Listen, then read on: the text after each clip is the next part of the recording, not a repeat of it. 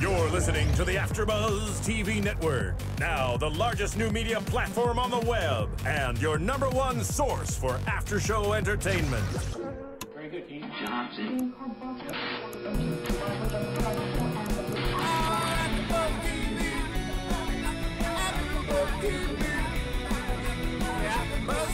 The AFTERBUZZ Studios in Los Angeles, California. Presented by Maria Menounos and Bing.com and streaming live thanks to Akamai Technologies. This is AFTERBUZZ TV's Dallas After Show. We'll break down tonight's episode and get you all the latest news and gossip.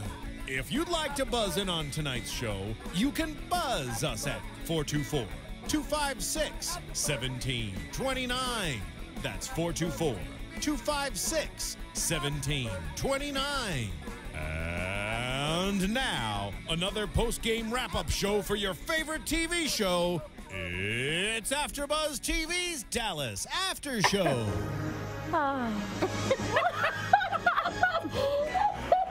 What is up, cowboys and cowgirls? Bing is for doing. We're here at AFTERBUZZ Studios in Los Angeles, California, doing another live after show for Dallas Season 2, Episode 6, Blame Game. I'm your host, AJ Gibson, joined by my lovely co-host, Dorinda Barker. How are you? I'm fantastic. Welcome back. And Kellie Olisky. Hi.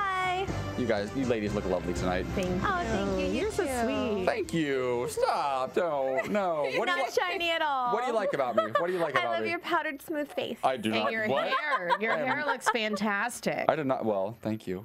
I did not powder my nose before we went on air. Absolutely not. I totally just made that up. I'm thinking, for some reason, I feel like playing the entire episode, the entire after show today, in character as Sue Ellen Ewing. I don't know. I think I kind of love her all of a sudden again. She's kind of a fierce.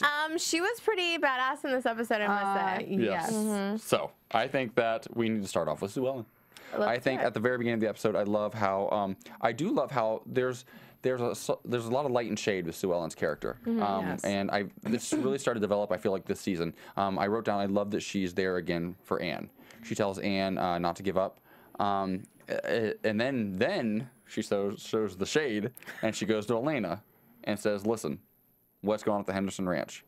You know, get your shit together," basically. Well, and I didn't like Elena's reaction. I thought she was very disrespectful and rude. This woman just gave you thousands of dollars. And to be acting like a brat, her and Christopher, I can't deal with it right now. Not like thousands, like hundreds of thousands of dollars. Hundreds of thousands, a lot of money. Closer to almost millions. Yeah. But for her to have that $1 million. That kind of reaction and to get an attitude back with her, it's just ridiculous. I'm a little frustrated completely, I think, with Elena's character so far this season. Elena and Christopher, really, I think they're both kind of bratty, and I don't understand it.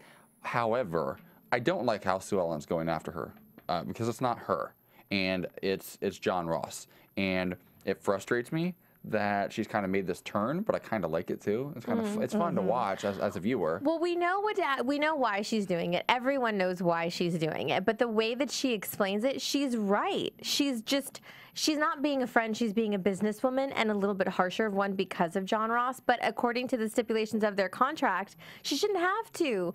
True. And when you borrow that much money from someone, they shouldn't have to chase you down to figure out what's going on with it. Yeah, I would never make my parents chase me down when I borrow money from them all the time. Sorry, Mom and Dad. But she should be a professional business. I think on the other side of it too, she's taking advantage of that friendship and putting her on the back burner. She can wait. Wait. But if she is really being professional, if this really is about business, is she going to attack her in the hallway of a courthouse? I don't think there's a time and place. I think you put a meeting on the books and you talk woman to woman. You have a discussion. You don't attack her in front of her. No, they're both being very unprofessional, very Dallas about it. But on the one side, it's not. My point is, this is not just Sue Ellen.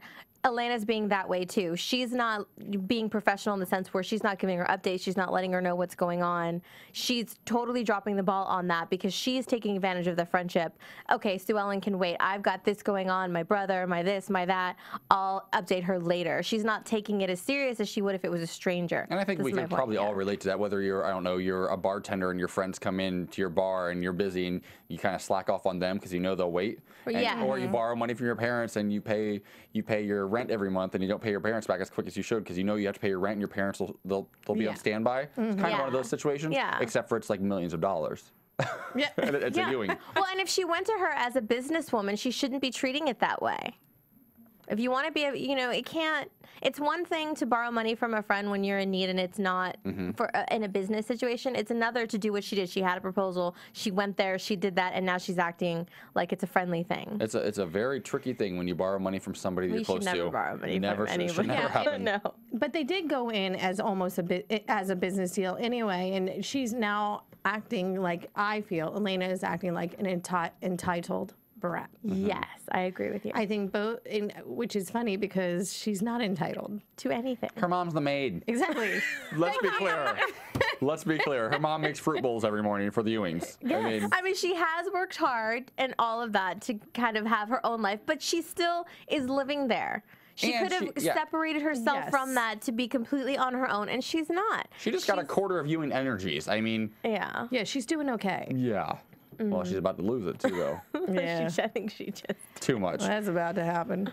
So then, I'm just going to go through the episode now because I didn't break it down tonight as we usually do. I think we're going to go through the episode a little bit because it kind of just makes sense for this episode. The Venezuelan. What is his name?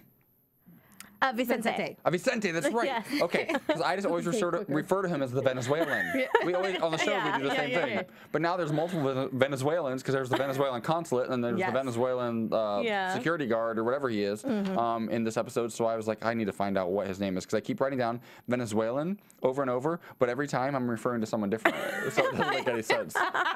Okay, so Vicente. Yes. Vicente is in front of the Venezuelan consulate. And he's basically threatening him. He's saying, like, look, he's like, the consulate says to him, he's like, you pulled some strings, you have power there, but right now you're still here, and you're still in our custody. Well, not for long, because he's getting extradited back to Venezuela somehow, because we know how it works down there. You have money, you're a drug lord, and you can get out of anything. Yeah. It's like being, I don't know, it's like being like a Hilton here, I guess. Would be this. Yeah. Like Paris Hilton. You're not drug lords. I didn't say that. But no, he's got money and power, and he's getting out of the situation. Let's talk about this a little bit, though, because he says as he's leaving, he makes a comment. He said it wouldn't be right to leave Dallas without giving the Ewings a proper goodbye, which sets up the end of the episode. Correct. Which was fantastic. Which was fantastic. Yes. But this Venezuelan he's not going. He's been lingering the last couple of seasons. It's interesting how they brought it back. And how it ties into the end of the episode, which I don't want to get into yet, so I'm trying not to. Yeah. But do we think that he came back into the picture so that this whole JR storyline that's about to kind of end, do we think that that's going to play into all that? Well, that's the first thing I thought. I think they want him back this season because everybody knew that he was sick, and keeping him, he's the perfect villain to finish this all off. That's exactly what I thought. Well, if it's not Victoria Principal, it has to be Vicente, the Venezuelan. The funniest thing is I spent the day, just a little off topic, but not really. It's still Dallas. I spent so much time today looking at all the old intros from Dallas from the different years and looking at, because I haven't seen every season. I read about them, but I knew about the Dream season. I had no idea that it was because apparently Bobby quit the show for a year and then came back in like 85, 86 around there and came back, and all of a sudden Victoria Principal, Pamela, wakes up one day and it was all a dream sequence. He's in the shower. I found out about that today. I found out today also that Barbara Getty's what was her the woman who initially played Ellie? She left for a season, and that Donna Reed replaced her for a season.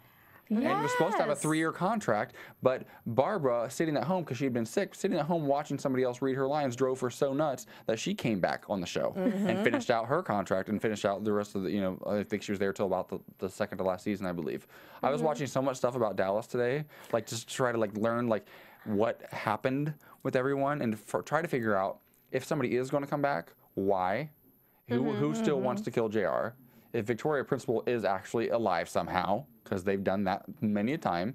If she is alive, she'd be a perfect person to come back. Have we heard anything about who is coming back?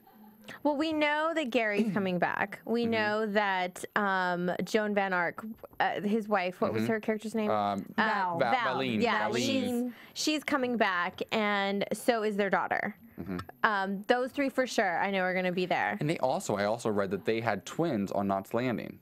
So there could be more kids who would now be in their late 20s, I believe, if they were to come back. Yeah, they would be like right around. So they could play into that if they actually did come back, or at least they came back to introduce their kids into the storyline. There's a couple more people to get involved in this whole Christopher, Elena, Pamela, John Ross. And there's a lot of characters from Knots Landing that still have the ability to come back. And, you know, JR did 5 episodes of Knots Landing, and there was that big crossover and all of that. So we could, definitely the door is open there to have some more people come in. Interesting. So. Well, I know for the funeral episode, I mean, there's a bunch of people coming back. People they didn't even expect. There's just going to be a whole bunch. I don't even know who's going to be there, but they're like a lot of old characters will be there. The ones that those three Literally for sure. and figuratively old characters. Well, those for sure are credited. I was like looking at the credits to see if anybody was surprising was going to have a bigger stay. Those were the only 3 from the past seasons that were credited in the episode. Okay. Doesn't mean they're not. There's there definitely be Tilton more. will probably be back. Yeah. Yeah. Like, well, no, she's definitely coming she's back. credited. So it's And then Ray Krebs' character. Is he coming back? He was in last season for an episode. I didn't see it on there, but you know, it doesn't. Sometimes it's not always correct. I'm just holding my breath for Victoria Principal. I don't know why I have this vision in my mind that she's still alive. I want her to be alive so bad. She's just maybe fingers crossed. She could be Ryland's like advocate. They could work together side by side to get Bobby and Ann apart. Oh, wait a second. That was been my prediction. Oh, she jumped ahead. Sorry, guys. Sorry. So let's talk about another dynamic in this show. We've got Christopher and Pamela. Right? We saw this odd interaction last week, was it? Or the week before, where Christopher put his hand on Pamela's, on the baby's, basically, on the belly. And they kind of had a moment, which terrifies me because I don't want that to happen. I don't want that to happen again. It drives me nuts.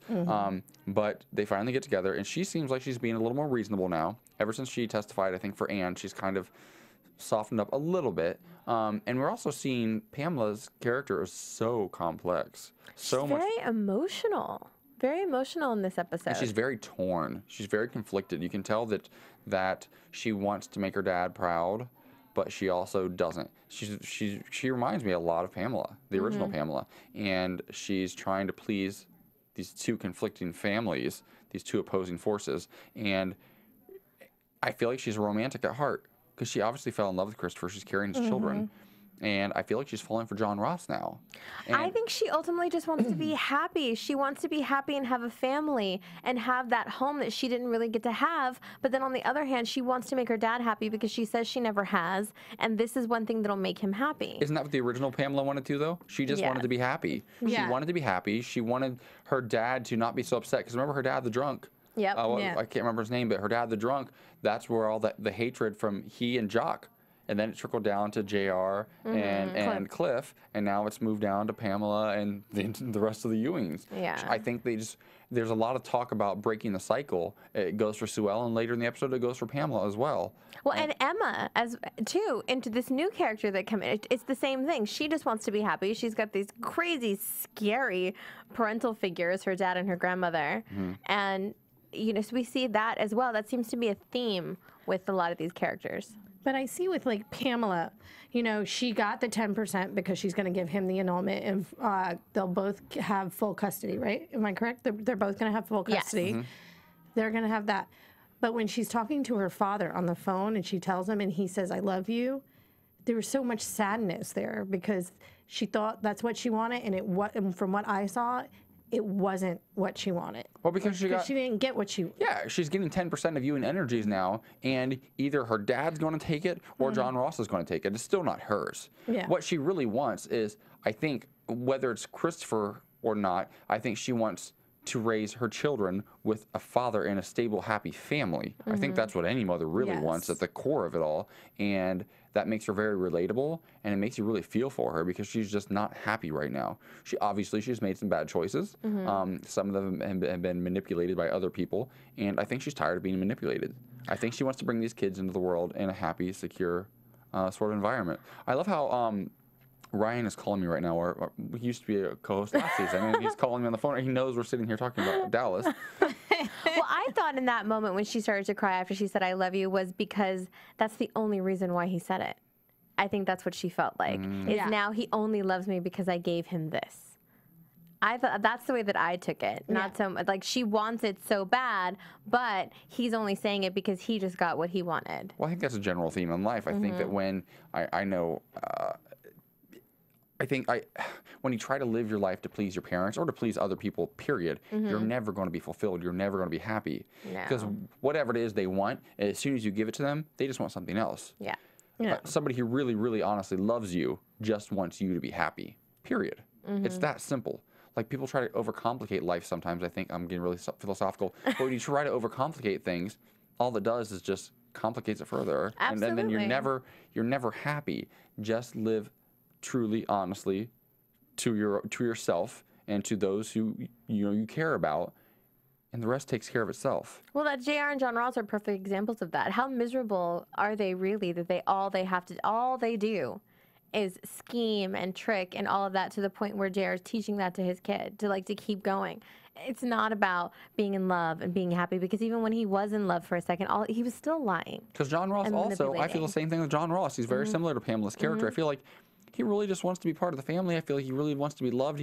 But at the same time, though, he's trying so hard to show his dad that he's badass, that he's also as manipulative as his dad has been all these years, and he's losing himself. Well, he doesn't understand that you could be badass, but you don't have to be evil. Because, well, Bobby's a perfect example of that. Yeah. And he mentions it later in the episode. He is the epitome of badass without kind of completely crossing the line. What were you going to say, Dorinda? Well, I mean, even though I was just talking to someone right before we walked in here, the difference between John Ross's character and JR's character, though, is I feel JR has more heart. There's the difference. Where John Ross's character is learning from JR, but he's not learning the why JR does what he does. There's a reason. There's a reason. John Ross is just doing it because his dad's doing it. And John Ross is doing it to be vindictive. Yes. Towards his own family, which JR is not cool with that. You know, we saw before, when push comes to shove, you always stand by your family. Yes. And I feel like John Ross just doesn't have any. There's no he's just lost. He's a lost soul right now. And interestingly enough, as lost as he is, I still really pull for him. I really like him, and I think that he's playing this character. Josh Henderson is playing this character of John Ross so well right now. Oh, yeah. Well, kudos to him, because I really like him this season. First season, I liked him, don't get me wrong. I think you're great, Josh Henderson. He's easy on the eyes. Yes, very nice guy. I met him. But the fact is, this season, he's really growing into the character. Which is cool, because I think, and I don't want to get emotional, because I cried my eyes out when I watched this episode. The last 3 episodes I cried, just because I put myself in the shoes of these characters, especially the legacy characters of the Patrick Duffys and Linda Gray, and think how this must be to go through this, knowing that each episode, each scene could be your very last one with him, and with Larry Hagman, and it breaks my heart. But what better legacy to leave on a show? I feel like all of the characters. I feel like tonight, Bobby had the best monologue I've seen in these last 2 seasons. I feel like Sue Ellen, her character is so much stronger, and her acting, Linda Gray's acting, is so much better. And Patrick Duffy's, and Josh Henderson's. I feel like their acting has improved, and I feel like it's out of a necessity. I feel like, from my perspective, season 1, JR, that character's really carried the show. Even if he had 1 or 2 lines an episode, he carried the show, and that's why. And that's why people tuned in, because they've known him all these years. I feel like this season, the burden has been spread out now a little bit more, and a few of these actors have really stepped up. And I feel like because of his passing, they've now really they're bringing their A game. Right. And the acting is so great now. And that's cool. As Larry Hagman, you have to be looking down and be like, all right, that was a scene. Nice work, Bobby. Well, it nice made work, me really Sue Ellen. sad just looking at Josh Henderson's Twitter today. He was tweeting about, he was taking a jog in Dallas, then he has to go film. I mean, how sad. He's going to film and Larry Hagman's not there, and that's all I'm thinking about. But I'm sure they've been filming ever since. But it's just, Well, everything I read online was that they had filmed through episode 6 roughly, and he was very his part in this episode was very limited. But the parts that he wasn't there were cute. He was on that damn iPad again. Oh, now we know why. Yeah, more iPad lessons. That's a little bit transparent. The iCloud and all that. The cloud. I thought it was funny. It was funny to see like that side of JR a little bit. But he's in the other room, and Bobby is trying to deal with everything he's trying to deal with right now. His wife's about to go to prison, possibly. She's up on murder charges for shooting Ryland, and he keeps getting messages from the other room, and it's JR on his iPad, and he's yelling, "JR, get off that damn thing!" And he's not responding to them. So finally, he says, "Well, then just check the email." So finally, Bobby checks the email, and it's a cute video about like some puppies, dogs, like playing basketball or something. Yeah. And he's like, "Oh," and I was like, "Oh, that's really touching." It was such a cute, touching moment until the freaking end. Yes, I'm thinking it's such a sweet touch. I was so mad, to be honest with you. I was so mad. I'm sorry, I'm thinking about it now. But I was like, this is so sweet and so nice, and I could believe that he would do that because that's his brother, because he really does love Bobby. Like, of anyone he's ever loved in his life, I think his true soulmate was Bobby for him. And so when that was going down, I was like, what a nice send-off. What a nice... cute. But also what a perfect send-off, because JR, as much as he loves Bobby, he's a shit. And he's always been his arch rival. And we also don't know exactly if that was JR who did that or if that was John Ross who did that. John Ross kind of mentioned it at the end of the episode, but we don't know what involvement. Well, he was learning how to do all the stuff, so it totally makes sense now. He was learning all of that stuff, specifically about the cloud. I'm trying to give him the benefit of the doubt. You know, and I don't think that's how the cloud works, really. No, but he planted a virus. That's what he did with that video, was he planted a virus in there. And granted, he wasn't up to that level yet. But with everyone he was talking to and teaching him the little things, all he needed to learn how to do was send the email. He could have had somebody else create that, and all he had to do was send the email and get him to open it, which he succeeded. I don't understand how JR would learn to do all of that. That's a little bit far-fetched. No, what I'm saying is he had somebody else do all of that, and then all he had to do was send the email and get him to open it. Like, that's it. Yeah, just pick the perfect YouTube moment. Yeah. And then do that, because it was awesome. I have to rewind it. That was pretty classic. I did love that. Yeah. Broke my heart a little bit. It made me so sad. It really did. And you could I was tell really mad at the end. Patrick Duffy too. Yeah, and he kind of chuckled. Yeah. And, it was cute. Yeah. So Damn let's move into the courthouse. Okay. Like I said, Bobby, great monologues. I feel like he nailed it when he was talking about Anne. Yes. And how they had met and how she was a horse therapist or something. Yeah. I didn't know that existed, but whatever. She was a horse therapist, and he was. No, she was a therapist, and she was using horses as part of her therapy for battered women. Okay, so she was a horse therapist. Because they do use that in rehab and stuff like that. Because you're a battered woman, the number one thing that's going to help calm you down is a big ass horse running at you. That's going to make you feel safe. Well, you're not going to be scared. All right. You know how to handle your husband a little better. There you go. Face your fear. That's awful. No, it's terrible. Stop it. Oh. No, but she was like how people use dogs and different animals to get your mind off of it, get into something else. It's just a therapy tool. And horses have a healing component to them. They're if you let them, supposedly your energy and their energy are supposed to help you heal. Have you ever gone to? By the way, I've known from people who have been to like promises and stuff like that. They do have the horse. Britney Spears.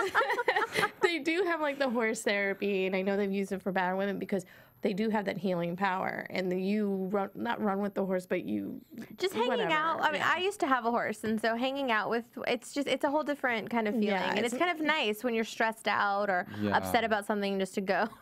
I was on a reality show one time, and I rode a horse through a gorge, and it bucked me and landed on my foot and about killed me. I hate horses. They're beautiful. Ironically, though, they are my favorite animal.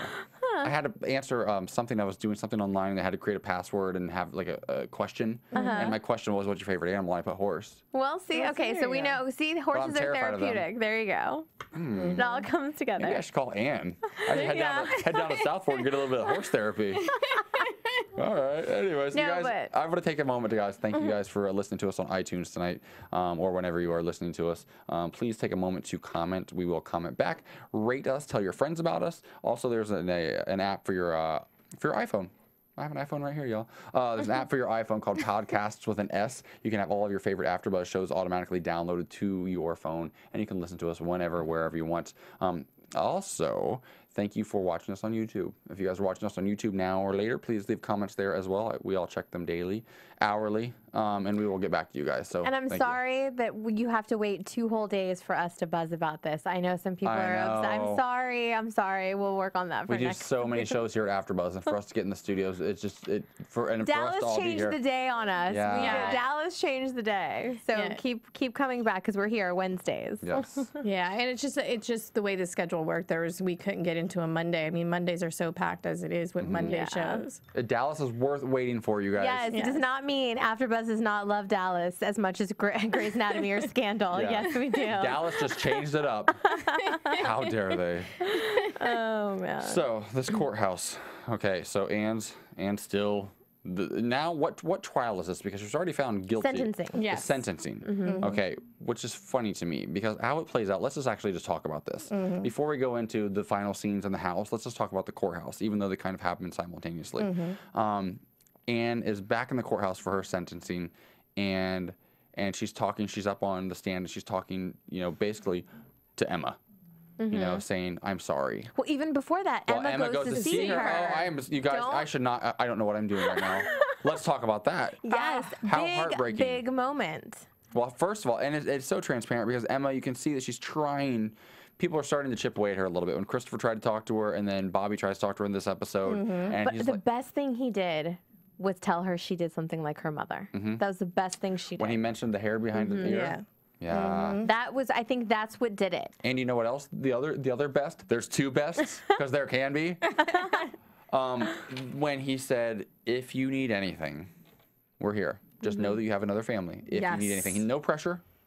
No pressure. Just if you need anything." Yeah, and of course she tries to say no, and then he tells her about the hair, and then he just says again, like I said, and just kind of laughs and walks away. That's how it works. With your instinct would tell you to try to manhandle someone. I mean, that's anybody's first instinct.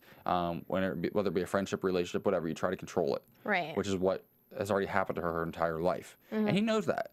And so he is still manipulating her to a degree, but in a more loving way. He's just giving her another option, letting her know that there's more than one option. She doesn't just have to go this way, but it's still up to her.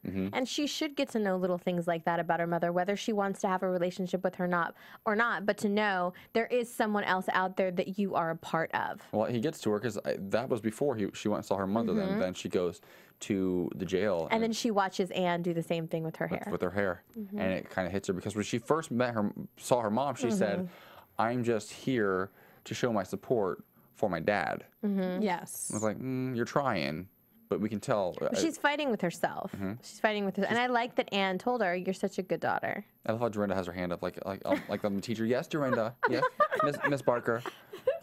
I loved how, I mean, yes, and then Anne told her, well, if you're here for your why are you here if you're here for your father?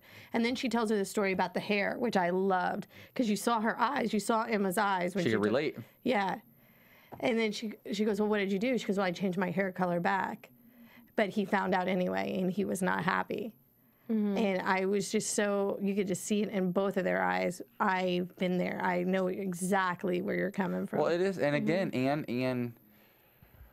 Anne is manipulating her a little bit in that scene as well, but in a good way. I think she's helping to nudge her in the right direction. We've all done it. I've done it. I've definitely, say you're into somebody and they're in a relationship and you want that person and they're not really happy in their relationship. You don't go about it and just say, look, I can make you happier. I'm better for you. You just bring up things that they're already unhappy with subtly and let them figure out, look, act like you've dealt with this. Pointing out the obvious. Yeah, I've dealt with a really controlling boyfriend before. It's so awful.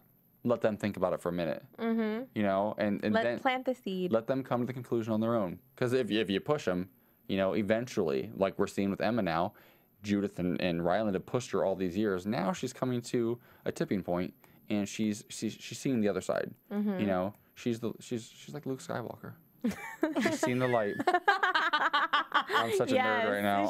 I'm so not a sci-fi nerd. You really did. At least you went there. Okay. I went there. So, the courthouse. She's and then she's in the courthouse for her sentencing, and none of the family's there. Why aren't they there? Let's talk about that. Is there something else we should get into before that? Well, let's talk. Well, before, let's finish the sentencing. So she's up there. She's talking about. She gives. She apologizes. She talks about everything that happened to her and how abuse is not just physical. She gets into all of that, and she cries. She gets teary-eyed, but she looks at Emma, and but the thing that I liked about it is she didn't apologize for what she did necessarily. She apologized that Emma got hurt. Yes, because Emma has to know that her dad's just an ass. Yeah, she has to deep down know that her dad and her grandmother are just evil incarnate. You can just tell, and she's speaking to her sensibilities. Right. She's like, look, I'm a strong woman. You could be a strong woman like this too. Because at one point, because as I watched that whole scene, I was like, all Emma is Anne at that age. She's exactly the same. Same things happening to her that happened to Anne.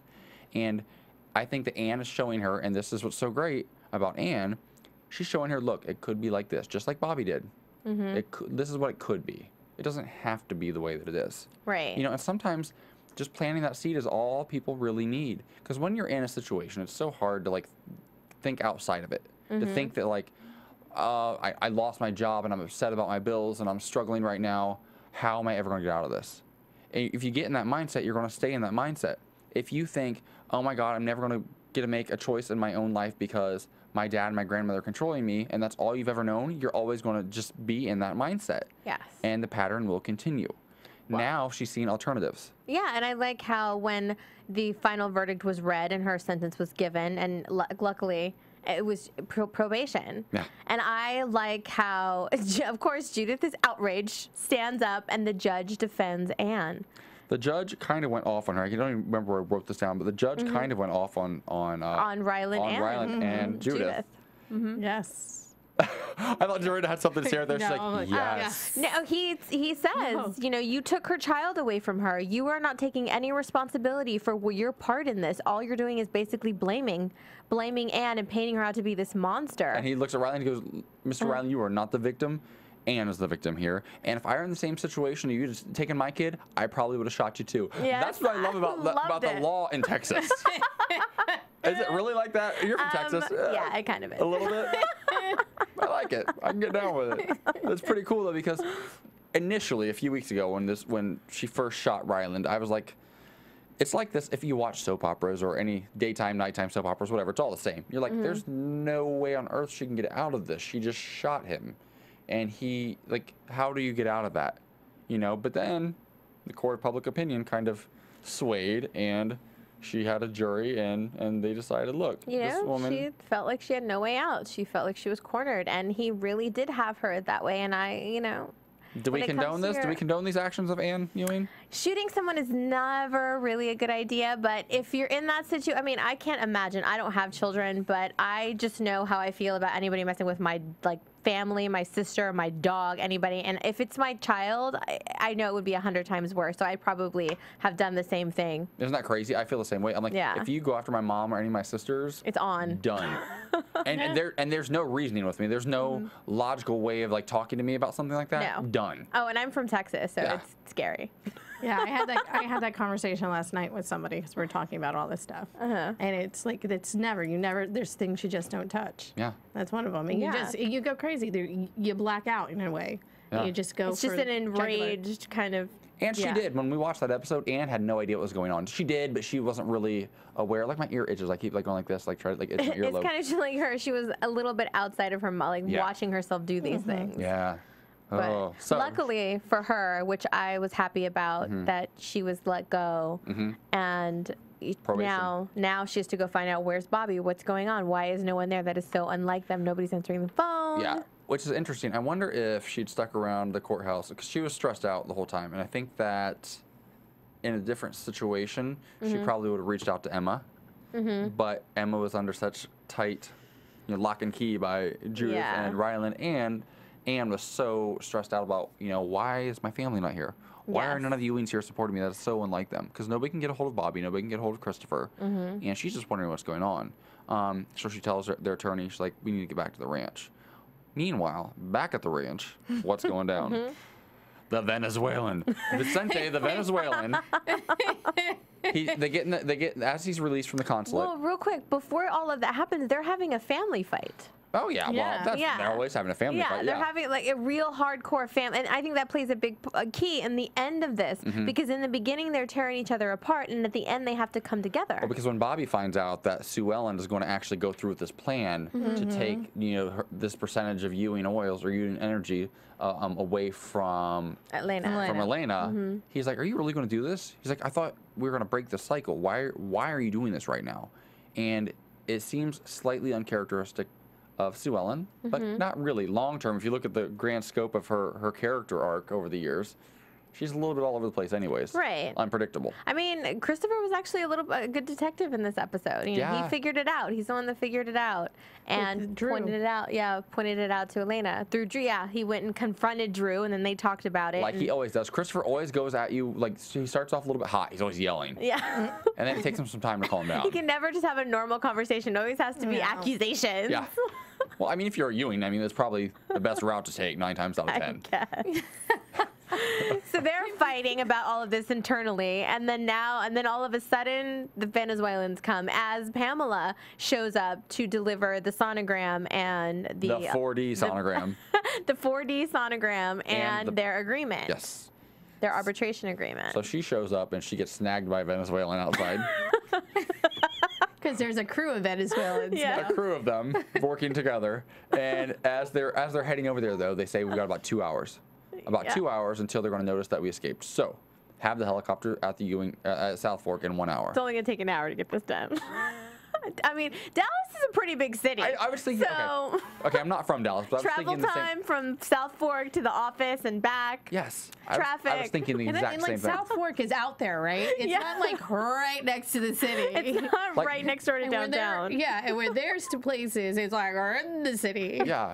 It's not like down the block and around the corner. No. They drill for oil all around Southfork out there. Like it's this wide open land. Yes. It's Texas. So an hour, I remember some of those scenes with Victoria Principal driving that red Mercedes all the way out through the country, all the way out to Southfork. Yeah. There's a lot of land out there. Yeah, there is. Dorinda, I just make Dorinda laugh the whole episode. I'm a moron. I'm a moron, and I talk about a character who's never even been on these 2 seasons on TNT more than any of the characters are actually on. She's not there. Stop it. Where's Victoria Principal? So, the Venezuelan snatches up Pamela, the new Pamela. There will never be a new Pamela. I digress. The new Pamela is snatched up and heads into the house while they're in the middle of this argument. And very quickly, as we've seen, and I loved this because this was classic Dallas. This is like season 1 Dallas. The whole family's being held at gunpoint inside Southfork Ranch. That's happened so many times, but it hasn't really happened yet these last couple of seasons. So to see that scene, I was like, ooh, I was like a kid in a candy store. I was so excited. I know. It was kind of bummer that JR wasn't there. I know. I kept thinking that would have made more sense. Well, I was confused. I was like, is he going to get shot? Because JR pieced out. When Bobby found out earlier in the episode that this cloud thing had gone down, they went into JR's room and JR was packed up and gone. And can I just say one thing, and we'll get right back into it. Remember they go into the bedroom, and then you see them walking away. Do you see John Ross's, like when he walks away, it's like, Yes, I did notice that. I liked it. Awesome. Yes. I was like, if you can bring that more into your character, that's gonna make it. Because he kind of stands there like, and what? And then, then it has like that stride when he walks away. I did notice that, and I love that. Thank you for bringing that up. That was great. Okay. He's hot. I'll give him that. He's no JR. No, not yet. You know. No. So this scene gets intense. So the Venezuelans and their assistant or whatever are in the living room at Southfork, and the Venezuelan Vicente holds a gun to Pamela's head first and says basically, you need to go. He's talking to Christopher. Christopher, you need to go downtown, go to Ewing Energies, and you're going to go with my assistant who's got a gun and like a Gucci suit on, and you need to go downtown, get the methane prototype from the office, get back here in less than an hour, or I'm shooting your wife. And he doesn't jump up. John Ross jumps up, which is so Ewing. Yeah. And he's like, oh, he stands there, the Venezuelan stands there and kind of looks around. Oh, you Ewings do share. So then he steps over to Elena and then holds the gun to her head. And then he's got Christopher's attention. Yeah. He doesn't I mean, obviously he cared about Elena, or God, Pamela too, because his babies are inside of her. That's where I had a problem though, because he should have been more concerned with her. I thought that too. Because she is carrying whatever you feel about her. So that's off. what bothered me. Yeah. I was so bothered by that one moment. Christopher is off the season. Because here's the thing. I was looking at it this way. I'm like, okay, even if you hate Pamela and don't count her as a human being, if he takes her out, you lose 2 people you love. If he takes out Elena, you only lose 1. So it's a better deal for the. Yeah, it's a better deal for. I mean, can we give him the benefit of the doubt, thinking maybe he was a little kind of struck off guard by John Ross jumping up in defense of Pamela?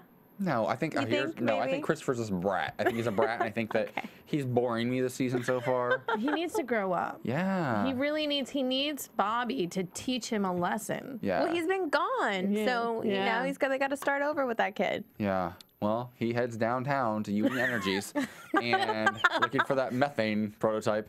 And so they get down there, and I was kind of impressed with this scene, though. Yes. Because they're there, and I'm thinking Christopher's kind of a pushover.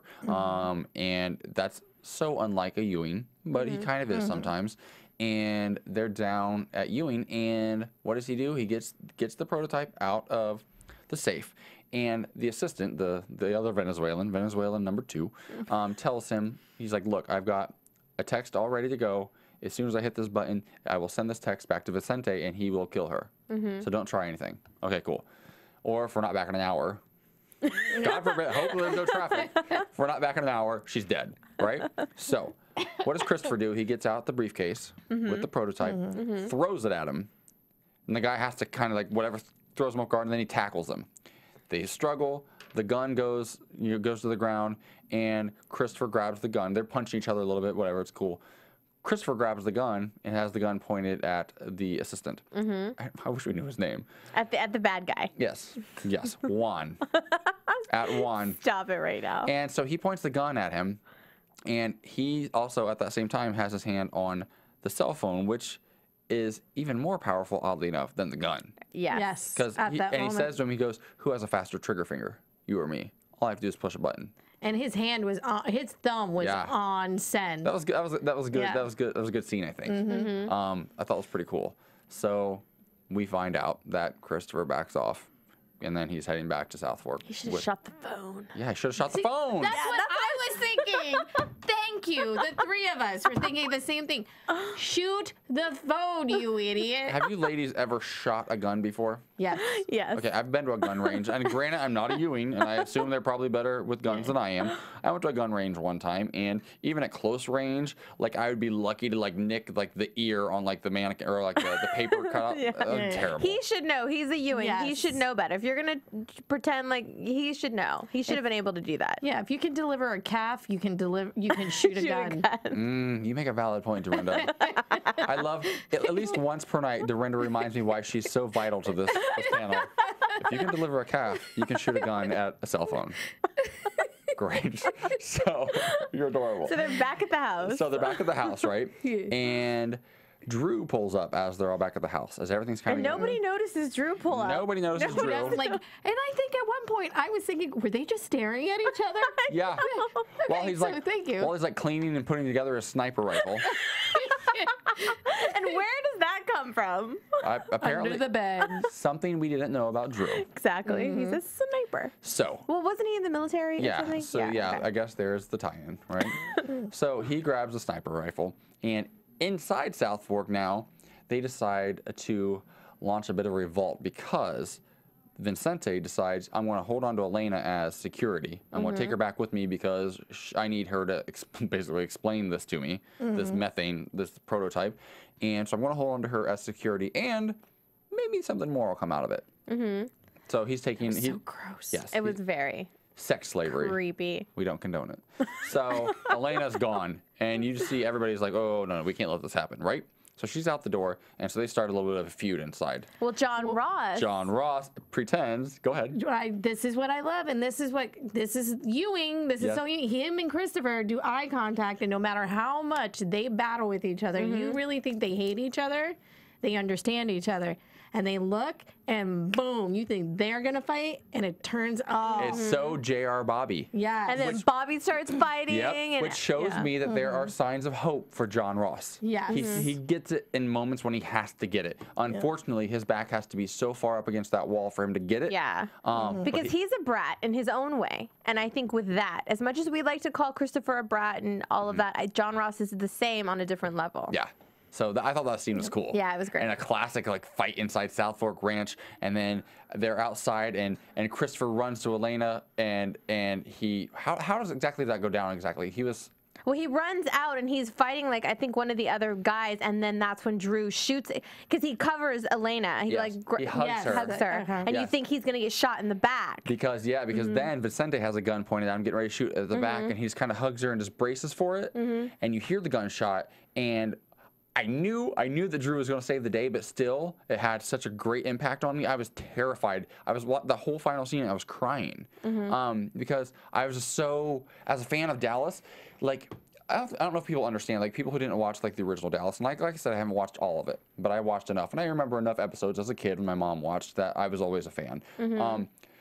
There's such a legacy about this show that we're not just pulling for these characters that we watched for a season and a half. We're pulling for characters that have been around since before I was born, you know, and to see them come together in such a classic scene, that fight at Southfork and the shootout outside, I was bawling for the last 5 minutes of the episode. I was fantastic. Part of it was excitement. Part of it was, I know this is JR possibly his last episode. What are they going to do? I don't know where it's going after this. And I thought somehow he was going to get involved maybe, and maybe he was going to get shot or caught in a crossfire. I didn't know exactly what was going to go down. So I was literally on the edge of my seat, terrified, excited, everything. Because it's not like in a normal scenario, you just see, I'm trying to like, I don't know why, I'm really trying to, in a normal scenario, you might like the characters, and if they die, you move on. You'll see him on another show, whatever. Yeah. We're never going to see Larry Hagman again. I know. So it just terrifies me. Every scene, I'm like, is this his last? Is this his last? You know, and all that emotion caught up to me. Luckily, Drew's a good shot. Yeah. Because Drew takes out Vicente. That was a hell of a shot. Yes. A hell of a shot. That was cool. And then like everybody, the helicopter leaves, and then the bad guys surrender. It's like the leader is down. We're done. And then Anne comes home. She's like, "Hey, what's going on?" she's like stepping over like bodies and stuff. But before we even get that far, like with Anne coming home, let's talk about what goes on in the house with the conversations. Bobby and Sue Ellen. Bobby, Sue Ellen, John Ross and Pamela. And John Ross and Elena. And John Ross and Elena. I thought that is one of my favorite scenes. Like how they just went like that with each other. Well, because Pamela asked John Ross, "Did you ever really love me, or did you actually love me, or what?" No, she says, "Was I just revenge sex?" Just revenge sex. And he says, "Revenge sex basically is all I have to offer right now, or all I can."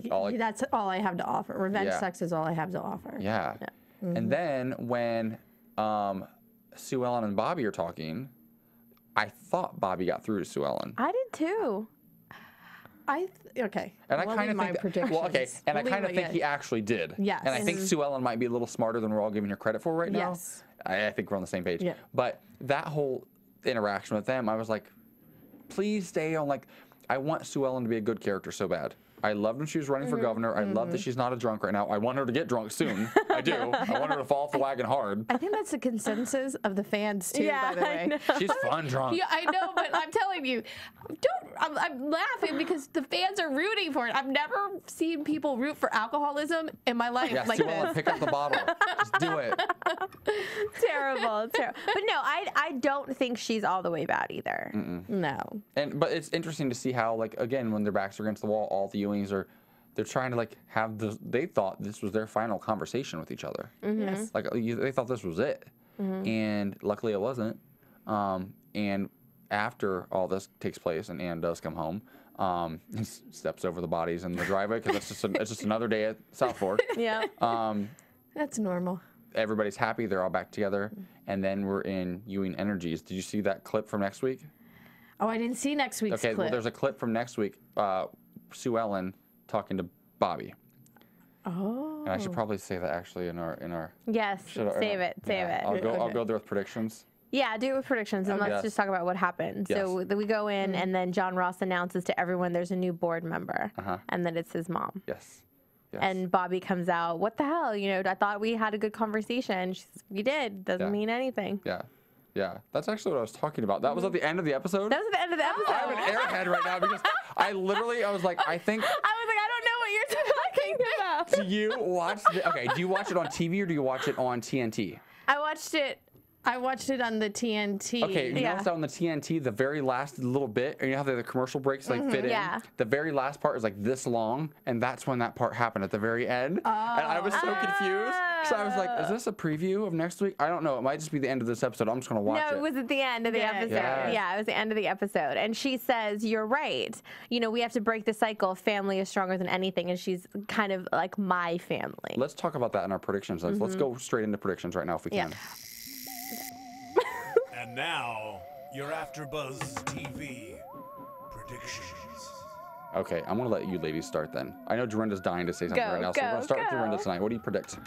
Well, I personally think Sue Ellen and Bobby are going to have, not a truce, but you know what I'm looking for. Like, I think they're going to come together. Yes, thank you, alliance. Because I don't think she wants to break the family up.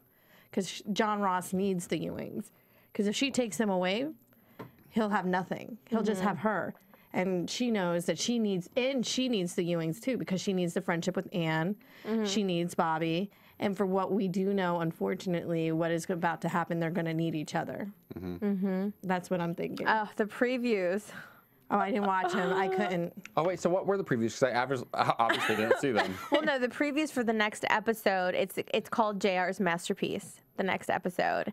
And you just hear the shot, you hear Dad, I can't even talk about it. I can't, you guys. I can't. I don't want to think about it. I'm tearing up. Yeah, it's just like you hear John Ross, Dad. I can't, can't. I'm quitting the show right now. I can't cover another episode. It breaks my heart. No, I think as far as predictions go, I agree with you. I think that Sue Ellen is a lot smarter than maybe she was back in the day. I think she's learned her lessons. I think that she is too close to Anne to stab Bobby in the back. Yeah. And I think she cares about Bobby a lot too. I think she's trying to teach her son a lesson. I think that she figures, at least if I do this, I don't know if I can trust Elena wholeheartedly, but I know I can trust myself. Yes. And I think that newfound confidence is going to be her way to now, because she knows she's going to be the only parent in John Ross's life sometime soon. When, they don't know, but they know that JR is not healthy anyways, regardless of what actually happens to him on this next episode. I think she's trying to be a mother. I think she's trying to be a mother, and sometimes being a mother, being a parent, you have to make the tough choices. It's not about what your kid wants, it's what's best for your kid. And I think that right now, John Ross is still a kid. And I think that she's making the best choice possible for him to secure his future, because she says that to Bobby also. This is what's best for him, and I'm trying to make that happen. So I kind of commend her for that, and I hope we're right. Because I would be so upset if it's not, because it would make me upset, because I do love Sue Ellen's character. Love her. I think you guys are right. I'm hoping that you guys are right, but I don't think it's going to be that easy. I don't think it's going to be that apparent right away. I think it's going to drag out. And even with everything that we know is about to happen, I still don't think it's going to be that fast. Because I started to run the numbers in my head about the percentages, and about now there's 10% with Pamela or Cliff Barnes, and now they've got 25%. And like the different dynamics that could take place if you need to get over 50% to have ownership. Well, and she has a good relationship with Cliff still. Yes. So that could be a whole other thing. So many things to talk about. We're actually running out of time. Yeah, I know. I'm gonna wrap it up. So many things to talk about though. You guys, let's continue the conversation on iTunes and on YouTube. Leave us comments. We will get back to you. We want to thank you guys so much for stopping by tonight. Where can we follow you on Twitter, Kellie? You can follow me at Kellie with an IE079. And then you can follow me at Lula Cherry Films. You guys can follow me on Twitter at _AJ Gibson. You can check out my website, ajgibson.tv. I'd really appreciate it. Also, we'll be back here same time, same place next week for the episode, you guys. And excuse us if we're gonna cry. We might cry if we get a little emotional. It's going to happen. A lot of tears. We look forward to you guys getting back here with us. We love the show, you guys, and we know you do too. So thank you so much for being here tonight. Take care. From Bing.com, executive producers Maria Menounos, Kevin Undergaro, Phil Svitek, and the entire AfterBuzz TV staff, we would like to thank you for listening to the AfterBuzz TV network. To watch or listen to other after shows and post comments or questions, be sure to visit AfterBuzzTV.com. I'm Sir Richard Wentworth, and this has been a presentation of AfterBuzz TV. Buzz y'all later. The views expressed herein are those of the hosts only and do not necessarily reflect the views of AfterBuzz TV or its owners or principals.